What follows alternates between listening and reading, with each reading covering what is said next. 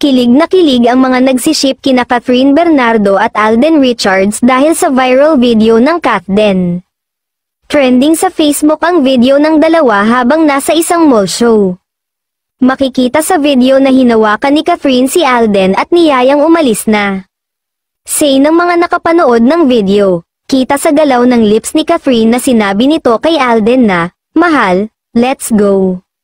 Hindi malinaw kung ano ang tunay na sinabi ng aktres dahil walang audio ang viral video. Narito ang komento ng mga netizen, "Mahal, let's go talaga ang sabi ni Kath, slip of the tongue, she closed her mouth after calling him that way," say ng fan.